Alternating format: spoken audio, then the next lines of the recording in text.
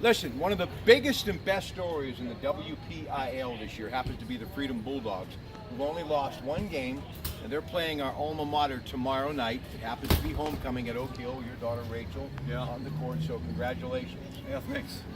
But the team that always seemed to win was Beaver, and he had a lot to do with that. Donnie Phillips, great coach, one of my all-time heroes, and yes, a graduate of Geneva College. Ladies and gentlemen, it's homecoming weekend. Bethany, 3 o'clock at Reeve Stadium. Coach, growing up in Beaver County and playing at Geneva, it's as special today as it was then, right? There's no doubt about it. Very special, not only for me, but for my family, and just being a part of sports in Beaver County. You know what happens when you get old? A lot of people think that they were the ones that reinvented the wheel, these young athletes. But because I have always been on the bench going, now coach, now, I grew up idolizing these people who I got to work with in television and radio. Much too humble, but if you talk to Pat Tarquinio, they'll tell you he was a good football player. Some would say, and I would be one, great football player. He was the real deal. I mean, I'm telling you, and then when he came to Geneva, he played quarterback, and then he went on the defensive side. Right?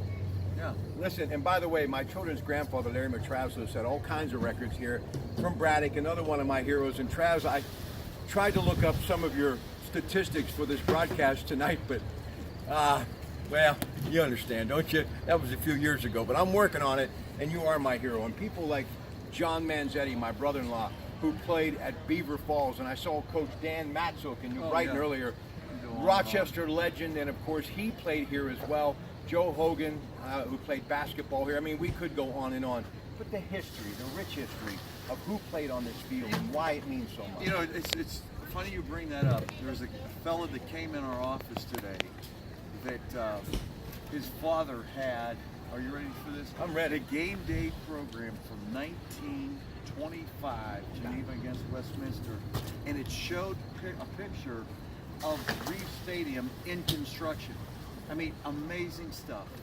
Bruno, Hartman, Hubbard, Murray, I'm just reading it off the wall, folks. Cobbs, and of course Joe Namath played here. But we can't forget Larry Bruno.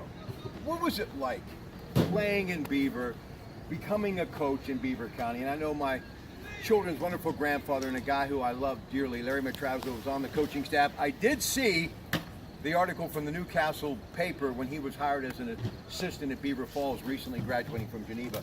But what was it like being in the shadow of Larry Bruno, Donnie? They're special because everyone looked up to him, not only as players but also as coaches, because he would be considered, say, the dean of coaches in Beaver County. Listen, And, we all looked up to him. if we forgot anybody, we'd be here all night. But homecoming, everybody comes back. And I got to tell you, when the leaves start to change colors and you can visualize Old Main, shoot up over that roof there, will you, Zach? Just you can see a little bit, but when the leaves start to finally fall, you can see it from all vantage points. And it is that beacon of hope, that shining, shining structure in the night that many people will be definitely happy to see over the next couple of days because it is homecoming. And they take on Bethany, and they do have to play a football game. So we're going to talk about that when we get back. Donnie, thank you very much. My pleasure. Thank you very much. Ladies and gentlemen, please stay with us tonight. We're at Geneva College in Beaver Falls, Pennsylvania. Your Pratte Path. Good evening.